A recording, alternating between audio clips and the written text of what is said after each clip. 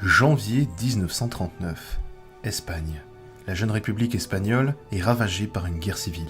Depuis 2 ans, les forces militaires et nationalistes, soutenues par Hitler et Mussolini, affrontent les vestiges de la démocratie espagnole, empêtrés dans des guerres internes entre communistes et républicains. Franco, le leader des nationalistes, s'apprête à lancer un coup de grâce à ses ennemis. Ces derniers n'en ont plus pour longtemps. La guerre est presque terminée. Au sud de l'Espagne, en Andalousie, la lune venait enfin éclairer la pénombre. La chaleur habituelle de la région laissait place à une nuit glaciale. Au loin, on pouvait apercevoir 2 individus quitter leur campement. Le premier était un jeune homme de 18 ans. On ne connaît ni son nom ni son identité, n'ayant rien connu d'autre durant son adolescence que la destruction et la terreur. Le second s'appelait Blas. Il était cuisinier dans l'armée républicaine. Venant d'un petit village non loin du front, c'était un fervent catholique, engagé malheureusement car il n'avait pas le choix. Convaincu que la guerre était perdue, qu'à part la mort et la désolation, rien ne les attendait, le mieux pour s'en sortir, c'était de s'échapper. Voilà ce que pensait le cuisinier. Il convainquit alors le jeune garçon de partir, lui promettant qu'il l'accompagnerait, en cette nuit glaciale de janvier 1939. Après une bonne heure de marche, les 2 hommes arrivèrent enfin à la frontière, entre les 2 armées, séparés par des barbelés et un no man's land rappelant tristement la guerre de 14. Ils rampèrent comme des serpents, échappèrent à la surveillance des gardes républicains, à croire qu'eux aussi, ils pensaient la guerre terminée. Pas besoin de fusiller les déserteurs, s'ils étaient à leur place, ils feraient de même. Les 2 Espagnols avancèrent jusqu'à arriver aux barbelés franquistes, le plus dur à esquiver. Eux, ils savent la guerre terminée, mais les déserteurs n'étaient pour eux que des lâches. C'était la dernière étape, s'ils y parvenaient, ils étaient libres et avaient une chance de ne pas finir prisonniers. Le jeune garçon enjamba le barbelé, mais Blas s'était malheureusement embourbé dans les fils de fer. Esquivant les lampes des franquistes, le jeune homme n'abandonna pas son ami et tira de toutes ses forces pour le délivrer. Malheureusement, il déchira la moitié de ses vêtements, et les lames du fil entrèrent dans sa jambe. Hurlant de douleur, Blas tomba sur une flaque de boue, éclaboussant le jeune homme. Alertés par les cris, les soldats franquistes illuminèrent et pointèrent leurs armes sur les 2 hommes. C'était terminé. Ils allaient tirer, et les 2 fugitifs pouvaient dire adieu à leur liberté.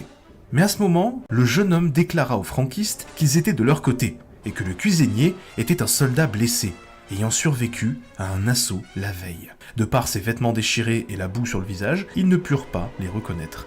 Les franquistes se retournèrent, analysèrent la situation et, après avoir délibéré pendant quelques minutes, prirent leurs armes pour les ranger. Et c'est ainsi que 2 jeunes aventuriers républicains survécurent à la guerre civile espagnole, en racontant un magnifique bobard à des soldats franquistes. On ne sait pas ce qu'est devenu le jeune homme, mais on suppose qu'il a pu enfin vivre sa vie comme il le souhaitait. Quant à Blas, il s'en est tiré lui aussi, en rentrant dans son village, fondant une famille dans le sud de l'Espagne, composée de 3 enfants, 2 garçons et une fille. Le second fils de Blas, José, fonda à son tour une famille, et le benjamin de cette famille eut également une descendance. Et le premier de cette descendance, c'est moi. Oui, Blas, c'est mon arrière-grand-père. Je suis très fier de mes origines. Et du coup, tu sais parler espagnol ? Non, c'est une langue de merde. Hola, mi amigos, je vous propose de découvrir l'histoire de l'Espagne de l'entre-deux-guerres. Parce que vous allez le découvrir, l'Espagne est un pays qui a cherché pendant 3 décennies à se trouver un modèle parfait pour tenir debout. Entre l'absolutisme, le républicanisme et le despotisme éclairé ? C'est ce qu'on va voir. Ah, et juste avant de commencer, si j'ai mis autant de temps pour sortir ces nouveaux épisodes, c'est parce qu'ils me rapportent très peu d'argent, à cause des sujets que j'aborde et des droits d'auteur notamment. À tel point que ça m'a mis dans une situation financière un peu compliquée en août dernier. Donc si vous avez envie de voir plus d'épisodes de l'entre-deux-guerres, limite que je fasse toute l'Europe entière, ou l'humanité tout entière, pourquoi pas. Ce serait fou quand même, mais pourquoi pas. Je vous encourage à me faire des dons sur mon Tipeee ou sur YouTube. Je ne fais pas le placement de produits à l'heure actuelle, mais je crée une vidéo par semaine. Voilà, c'est mon engagement. Je vous encourage donc à me faire un petit don ou bien rejoindre les souscriptions. Je rajouterai du contenu supplémentaire via ce format très bientôt. Je vous en dirai plus quand l'heure sera venue. Bien, avant de commencer, aucune question n'est une question bête. C'est quoi l'Espagne ?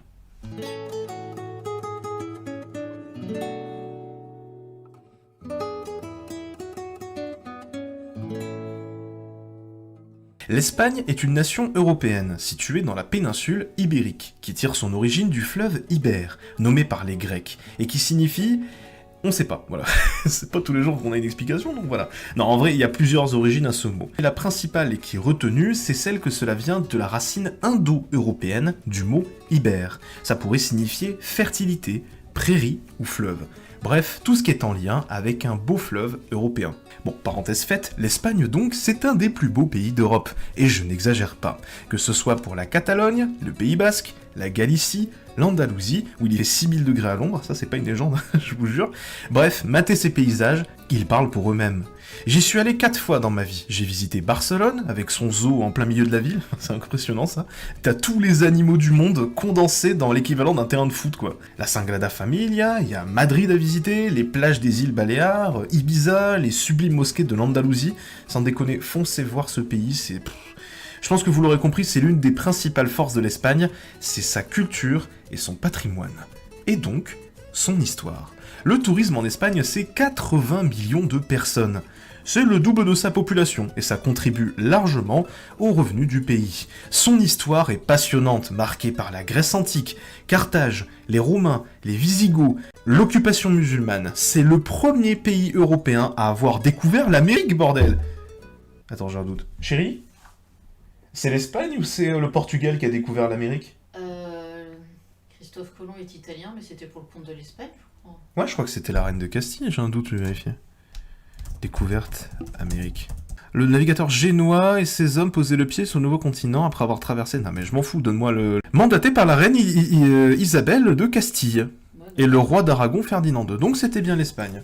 Voilà, c'est bon, je suis pas con, tout va bien. Je vais la garder sans montage, c'est rigolo. Un autre point qui fait que l'Espagne a un excellent soft power, c'est la langue espagnole. Parlée par 1,5 milliard de personnes dans le monde, dans tous les pays d'Amérique latine. Amérique latine, c'est pas pour rien. Elle est aussi réputée pour être simple à apprendre, et elle est très proche du français. Ouais, alors ça c'est une illusion par contre. L'espagnol, c'est pas une langue difficile, sauf que les Espagnols, ils parlent vite et ils disent plein de gros mots. Ça je sais, j'ai de la famille espagnole, donc je peux vous le dire. Ça plus le fait qu'ils roulent les R. Et donc l'espagnol, oui, c'est une langue qui est facile à apprendre, mais alors parler, c'est beaucoup plus chiant. Pour parler plus politique, au niveau de son gouvernement, l'Espagne est une monarchie constitutionnelle. Le roi du pays, qui est actuellement Felipe VI, gouverne le royaume depuis maintenant 10 ans. Pour l'anecdote, la dynastie au pouvoir en Espagne, ce sont les Bourbons, ou les Bourbons si vous préférez, et ce sont des descendants directs de Louis XIV. Et oui, en 1701, le roi Soleil est parvenu à faire imposer un de ses petits-fils, Philippe V, comme roi d'Espagne. Et du coup, ça devient Felipe V, voilà. Ce que personne n'a accepté à l'époque, menant à une guerre des Français et des Espagnols contre le reste du monde. Elle se solda par un statu quo, et Felipe V, en échange du fait de rester au pouvoir en Espagne, jura de ne pas prétendre au trône de France.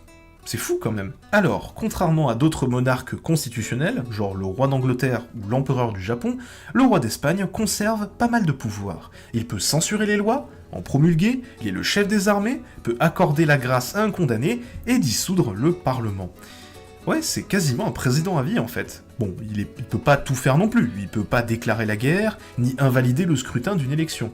Et les élections, parlons-en. Les Espagnols votent tous les 4 ans pour décider de qui sera le parti qui aura la majorité au Parlement espagnol. Le chef de ce parti, qui est nommé par le roi, devient le président du gouvernement. Oui, en Espagne, le chef du gouvernement s'appelle le président du gouvernement. Il y a un roi et un président. Bon, en vrai, personne ne l'appelle comme ça. Tout le monde l'appelle le primer ministre, le premier ministre. Le Parlement espagnol s'appelle le Cortes Generales.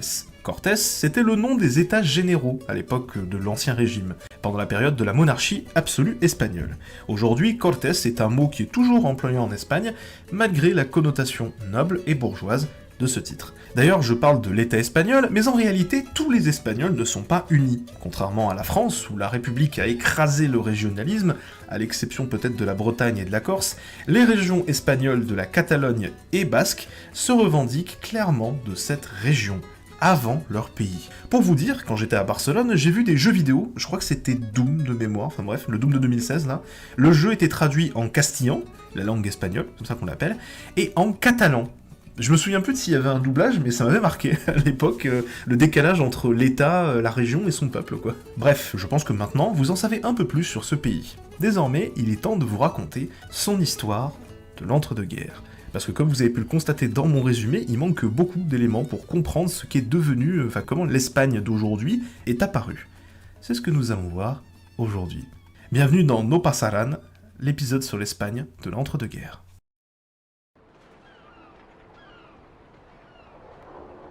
Notre histoire débute en 1917, le 13 août pour être exact. Malgré la chaleur étouffante de cette année, la vie reprend son cours, alors que le soleil se lève dans toute la péninsule ibérique. Les ouvriers partaient pour aller rejoindre leurs usines et faire leurs heures de travail, et les patrons faisaient de même.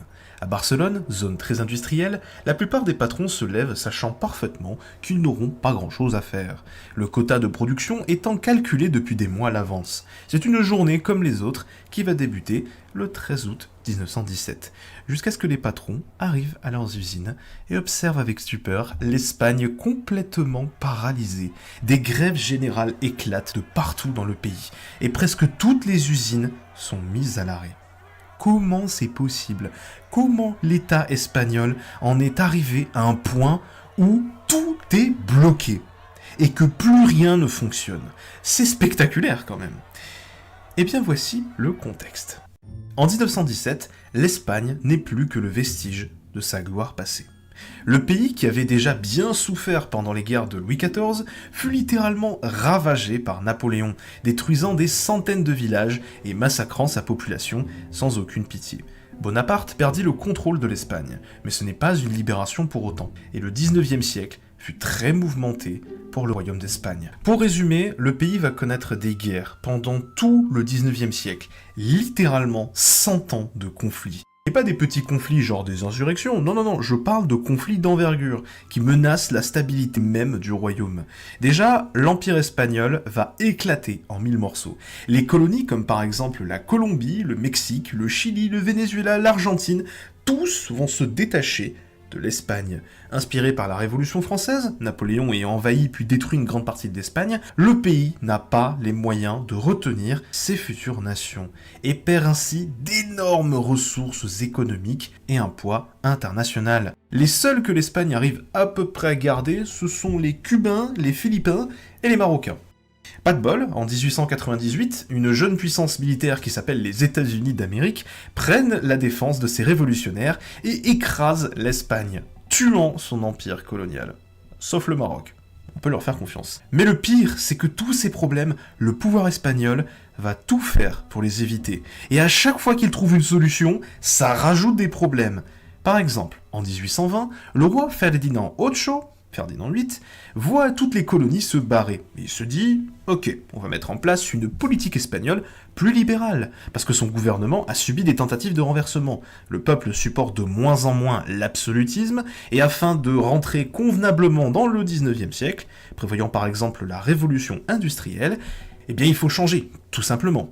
Par exemple, Ferdinand, il met en place des élections dès 1820, réservées aux plus riches. Bon, certes, mais c'est déjà un bon point, des élections. Jusque-là, tout va bien. En plus, Ferdinand, c'était un résistant pendant la guerre napoléonienne, donc il a toute sa légitimité. Le problème, c'est qu'il n'a pas d'héritier, Ferdinand. Pas d'héritier direct. Enfin, si, il a un héritier, mais c'est une fille.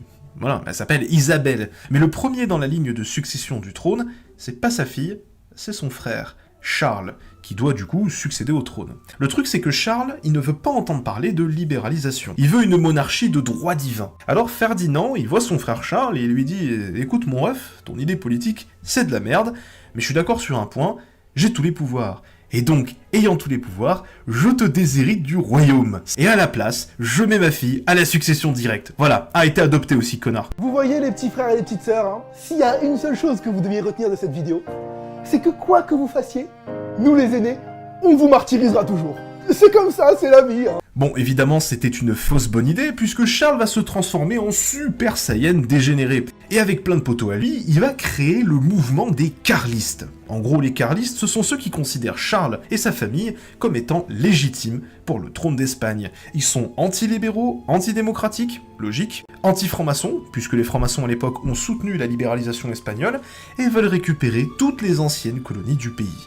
Bref, des gens très sympas, qui vont avoir un rôle à jouer dans la suite de l'histoire. Bon, au moins Ferdinand, il peut agir comme un libéral, c'est cool. Ouais, sauf qu'il a pas une thune en fait, Ferdinand. Le déchirement des colonies crée d'énormes trous dans les caisses de l'État, à tel point que les soldats ne sont même plus payés, et donc ils désertent. Alors qu'il y a des guerres en cours, hein, mais ils se barrent. T'as pas d'argent, on se casse, tout simplement.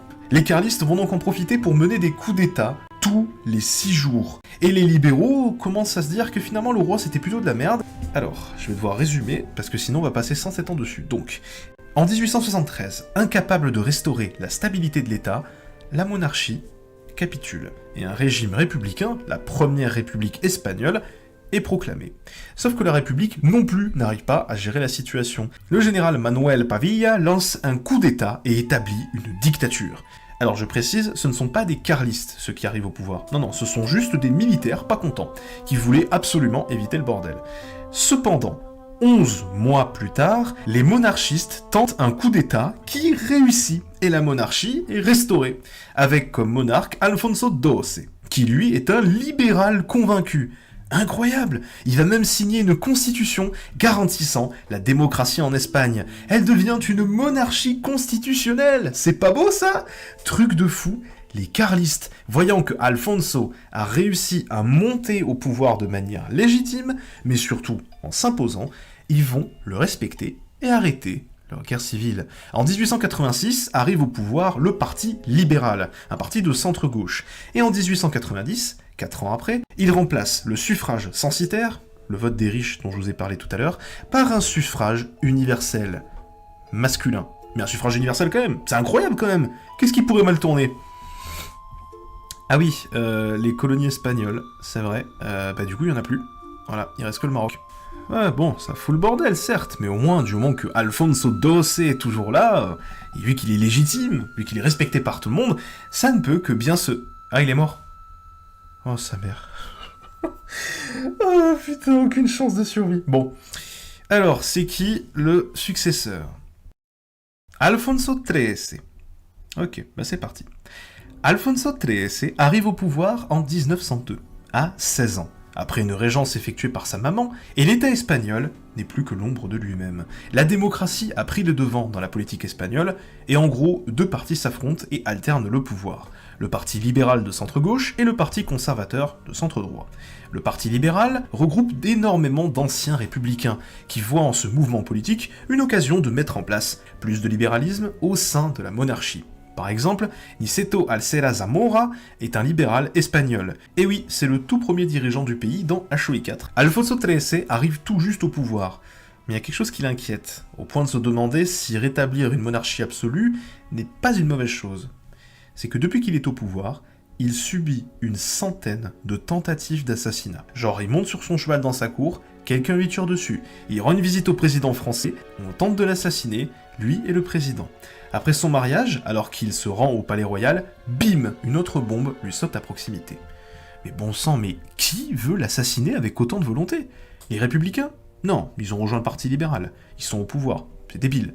Les carlistes? Non, parce que pour eux, les Bourbons, et surtout le fils de Alfonso, ne méritent pas de se faire assassiner, surtout aussi jeunes, quoi. Peut-être les communistes, qui viennent tout juste d'apparaître. Non plus, parce qu'à l'époque, ils étaient pas si importants que ça. Alors, qui est le coupable? Eh bien, laissez-moi vous introduire un mouvement politique qu'on n'a encore pas vraiment vu sur cette chaîne, un mouvement politique qui est fascinant, l'anarchisme. L'anarchisme, pour faire simple, c'est une idéologie qui considère que tous les problèmes de notre société viennent de sa structure étatique, c'est-à-dire que tout est de la faute de l'État, et qu'il faut l'abolir.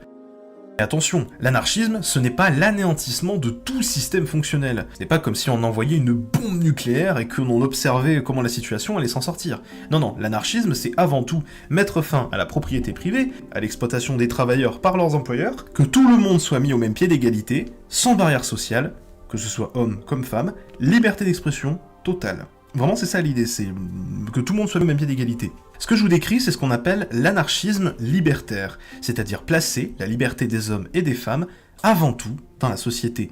Mais l'anarchisme, c'est comme toute idéologie, chacun a sa propre interprétation. Et il est très probable que si tu mets 2 anarchistes en débat en face à face, ils s'accordent sur très peu de choses.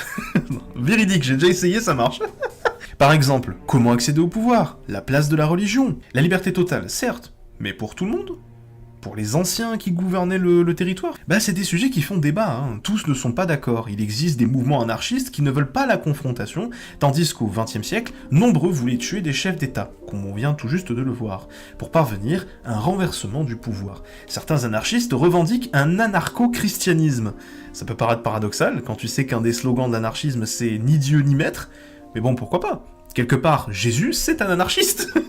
Non, je dis ça très sérieusement, par contre, le fait que Jésus dégage de la structure étatique de l'Empire romain ou de la région de Galilée, non, quelque part, c'est un anarchiste, de ce point de vue. C'est complètement anachronique comme terme, on est d'accord. Mais d'un point de vue structurel et idéologique, oui, il y a de l'idée. Personnellement, parce que oui, j'ai le droit de donner mon avis, c'est ma vidéo, je ne suis pas anarchiste, je ne crois pas en ce mode de société. Par contre, je trouve que placer la liberté de chacun dans le débat public, c'est très important. Et pour avoir discuté avec de nombreux anarchistes, ce sont des gens très sympas avec qui on peut avoir de superbes discussions politiques. Bah oui, ils croient à la liberté d'expression totale. Tu peux débarquer avec ton avis et débattre, hein, y a rien qui les empêche. Malheureusement, moi, ma relation avec l'anarchisme, elle a très mal débuté. Parce que le premier livre ouvertement anarch que j'ai lu dans ma vie, c'était Les 12 preuves que Dieu n'existe pas, par Sébastien Faure. Oh, quelle merde ce livre, mais quelle merde! Je vous résume le livre, en 12 points, il va balancer des sophismes hallucinants pour tenter de prouver que Dieu n'existe pas. Sauf que parmi eux, tu as Dieu, c'est le mal. Alors, j'ai pas besoin de t'expliquer normalement, mais Dieu, si c'est le mal, ok, mais ça veut pas dire qu'il n'existe pas. Bref, et sa conclusion pue la merde. En gros, il dit que, en fait, il peut y avoir des divinités, mais on saura jamais. Voilà, donc c'est pas un athée, c'est un agnostique, ce mec, ça me fait halluciner. Bref, c'est de la merde, et surtout, ce mec a perdu toute crédibilité à ses yeux quand j'ai appris que c'était un gros pédophile, et qu'il a passé la moitié de sa vie en prison pour avoir mis des mains au cul à des gamins. Je suis tellement biaisé, bref. Voilà, je pense que c'est bon. Parenthèse sur l'anarchisme, fermée. Pour revenir à l'Espagne, parce que je fais que digresser, les anarchistes espagnols se sont formés au cours du 19e siècle, notamment grâce à l'influence de Giuseppe Fanelli, un anarchiste italien, disciple d'un des plus grands penseurs anarchistes, Michael Bakounine. Leurs revendications sont claires, faire table rase de la monarchie, table rase des partis politiques.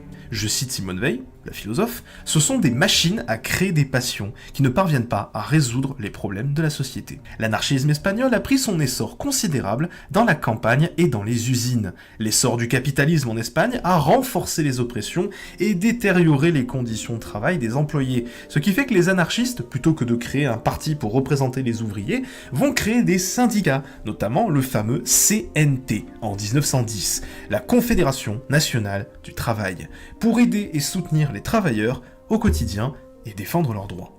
Jusque-là, ça va. Le truc, c'est qu'ils veulent renverser l'État par tous les moyens, y compris la force. Et donc, Alfonso XIII, les partis politiques et l'armée espagnole, bref, tout le monde, les voit comme des ennemis, sauf l'extrême gauche. Et donc, on arrive en 1914. On a un gouvernement qui est à peu près stable en Espagne, des attentats réguliers, mais on arrive à les déjouer, donc c'est pas grave. Qu'est-ce qui pourrait mal tourner ?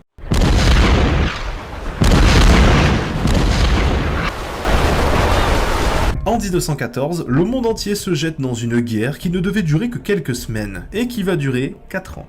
L'Espagne, quant à elle, du primer ministro Eduardo Dato, proclame la neutralité du pays. On n'entre pas en guerre, car ce conflit ne nous intéresse pas. Alors le problème, c'est que les conservateurs, dont il fait partie, veulent la guerre pour baiser la France et récupérer ses territoires, comme le Maroc par exemple. Mais Eduardo le sait, c'est complètement suicidaire d'entrer en guerre. L'armée n'est pas du tout prête à entrer dans un conflit mondial. Le dernier conflit espagnol, ça remonte à 1898, et c'était un échec complet. Voilà, donc entrer dans le conflit, c'est juste suicidaire. Et heureusement pour lui, sa décision de ne pas intervenir s'avérera être une décision très juste. Ça veut pas dire pour autant que le pays n'en a pas chié, hein. C'est ce que nous allons voir. Dû au commerce mondial complètement déséquilibré, le libre-échange capitaliste s'effondre, les États se concentrant d'abord sur eux-mêmes plutôt que d'aider les autres. CF ma vidéo sur l'Autriche-Hongrie. Et ça, l'Espagne n'y était pas du tout préparée. Alors certes, le pays n'a pas non plus d'embargo comme l'Autriche, mais sans libre-échange, c'est très compliqué de commercer, et le pays va subir des rationnements, comme s'il était en guerre en fait. L'économie sera mise à l'arrêt dans tous les secteurs, et les Espagnols vont devoir travailler 2 fois plus pour toucher la moitié de ce qu'ils gagnaient avant. Bref, la guerre n'est pas là, Mais c'est tout comme. Les Catalans, ne supportant plus cette situation, grondent et menacent de se révolter. Les partis politiques, incapables de s'entendre sur des sujets aussi basiques que l'économie, se foutent sur la gueule. Et à côté, Alfonso XIII, il se sent complètement inutile. Et on arrive donc à l'année 1917. L'année qui a changé l'histoire de l'humanité. La révolution russe. L'entrée en guerre des États-Unis. La seconde révolution russe, il faut pas l'oublier. Et en Espagne, les énormes grèves qui paralysent le pays. Non seulement les anarchistes y participent, mais aussi les socialistes du PSOE. Et globalement, toute la gauche fait front commun pour demander de meilleures conditions de travail. Je précise, le but de cette grève par révolte, c'est pas de renverser le gouvernement. Le but, c'est de demander des conditions de travail un minimum acceptable en fait.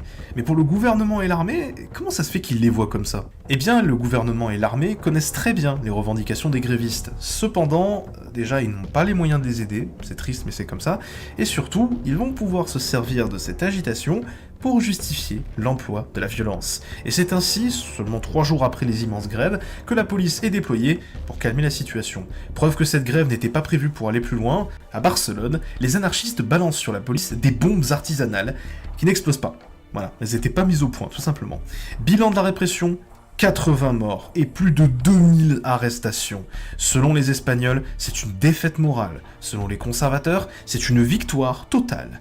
Mais, et c'est là que les choses deviennent extraordinaires, Alfonso XIII, qui jusque-là ne disait rien, remplace Eduardo Dato par un ministre libéral de centre-gauche. En fait, il se dit, oula, si jamais je laisse la droite au pouvoir, je vais me manger un coup d'état des anarchistes. Ou des républicains, je vais finir comme Nicolas II en Russie et je vais me faire péter la gueule. Cette décision est judicieuse, mais ne sauve malheureusement pas les meubles. Alors que la Première Guerre mondiale s'achève, la crise continue en Espagne. La situation ne fait que dégénérer. Une immense épidémie, la fameuse grippe espagnole, décime les grandes villes. Mais surtout, bien plus dangereux que les anarchistes, les communistes commencent à s'implémenter en Espagne. Inspirés par Saint-Pétersbourg, ces derniers cherchent eux aussi à renverser le gouvernement. Il y a un spam qui m'appelle en plein live, attendez, je vais essayer de répondre. C'est quoi ?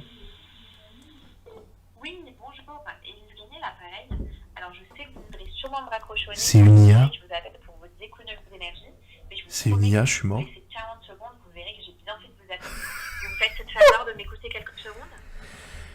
Eh ben, comment tu t'appelles Sylvie, c'est ça? Moi, c'est pas possible, ça, les jeunes, hein. Vous avez tous des noms à coucher dehors, là, on dirait le nom de ma voisine. Oh, c'est pas possible, arrête tes conneries, hein, je te jure. Oh là là, je vais raccrocher, hein. Ah là là, j'en peux plus. Bref. Alors, où j'en étais? Inspirés par Saint-Pétersbourg, ces derniers cherchent eux aussi à renverser le gouvernement. Heureusement pour Alfonso, les anarchistes, les républicains et les communistes, bien que nombreux, notamment en Catalogne, ne sont pas unis. Mais ce n'est qu'une question de temps, se disent dans l'ombre les ministres espagnols. En Catalogne, la situation devient ingérable. Dès 1919, des immenses grèves paralysent toute la région et rend l'endroit complètement instable. Pensant qu'il a fait une connerie en 1920, Alfonso remet au pouvoir Eduardo Dato. Ok, d'accord, très bien. Bon, le parti a été élu démocratiquement après tout, donc voilà. Eduardo, donc, voyant que la situation pue la merde, va renforcer le pouvoir espagnol en déployant l'armée là où la situation est ingérable. Et il est assassiné quelques mois plus tard par les anarchistes. C'était pas une bonne idée. Bon, Alfonso est passé de terrifié à vénère. Il ne sait plus comment gérer la situation. Il croit de moins en moins à la démocratie. Alors, en 1921, Alfonso prononce un discours au casino de la Amistad de Cordoue, dans lequel il accuse les hommes politiques de foutre encore plus la merde. Certains diront que je dépasse mes limites au devoir constitutionnel, mais je suis le roi depuis 19 ans, et j'ai risqué ma vie à de nombreuses reprises pour qu'ils viennent maintenant m'arrêter pour une faute constitutionnelle, déclare-t-il. Alors pas de bol, le discours est enregistré, et il est de plus en plus écarté de la politique. Le Parlement a plus de dignité que le roi, déclare le chef du PSOE, qui monte de plus en plus pour devenir le principal parti de gauche en Espagne, remplaçant le Parti libéral. Bon, c'est la merde, genre la mer Noire, voilà. Le pays menace d'exploser en guerre civile. Par tous les côtés, communistes, anarchistes, républicains, Personne n'est d'accord sur rien en Espagne. Donc, un peu par dépit, Alfonso va se rapprocher d'un mouvement de militaires espagnols, les Juntes de la Defensa. Un mouvement militaire, donc, composé de nombreuses corporations qui ont par ailleurs largement contribué à la crise. Puis la répression de 1917. Au moins il se dit, ceux-là, ils vont pas me faire un coup fourré. Sauf que le mouvement va complètement s'effondrer lorsque l'armée va subir une défaite monstrueuse que littéralement personne va voir venir.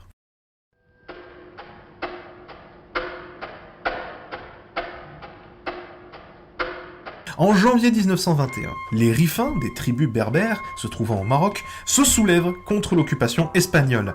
Je rappelle, c'est leur dernière colonie. À Anoual, 3000 Rifins affrontent 25 000 soldats espagnols. Au terme d'une bataille qui va durer 1 mois, les Espagnols se rendent et les Rifins capturent 15 000 soldats espagnols. C'est un truc de fou! Pire, le général Manuel Silvestre meurt dans la bataille. On sait même pas s'il s'est suicidé ou bien s'il a été abattu. Flou total. C'est fou quand même. Eh bien, on arrive à la situation de 1922-1923. Le roi Alfonso se dit que, bon, peut-être que la solution, c'est le retour à la monarchie absolue, dissolution du Parlement, et il prend le plein pouvoir. Il l'envisage, il prépare ses plans avec ses sujets, et au dernier moment, il se dit... Merde, si jamais ça tourne mal, c'est la fin de la monarchie espagnole. Et c'est un point de non-retour, mieux vaut ne pas bouger pour l'instant. Ainsi, le 13 septembre 1923, je précise, depuis 1917 c'est la merde dans le pays quand même, je sais pas si tu te rends compte, ça fait 6 ans quand même. Et ainsi, le 13 septembre 1923, Alfonso déprime. Il sait pas comment sauver son royaume, il a peur aussi pour sa peau.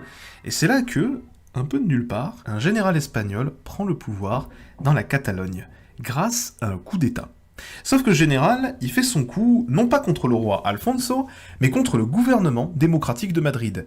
La Guardia Civil, l'équivalent de la gendarmerie en Espagne, ne bouge pas face à ce coup d'État. Le général promet qu'il respectera le roi et sa fonction, à condition qu'on lui accorde les pleins pouvoirs. Alors, que va faire Alfonso XIII? Céder face à ce général, ou tenter de lutter et préserver le parlementarisme? Ou même faire un contre-coup d'État? C'est ce que je vous propose de voir dans la seconde partie de cette vidéo. En attendant, si cette vidéo vous a plu, n'hésitez pas à vous liker, à vous abonner, à me faire un petit don sur Tipeee, j'insiste dessus, mais voilà, et à partager cette vidéo, bien évidemment, voilà. Je vous donne rendez-vous du coup dimanche prochain pour la prochaine vidéo sur l'Espagne, et vous allez voir du coup le choix que monsieur Alfonso a fait. Je vous souhaite à tous une très bonne journée, une très bonne soirée, ciao tout le monde.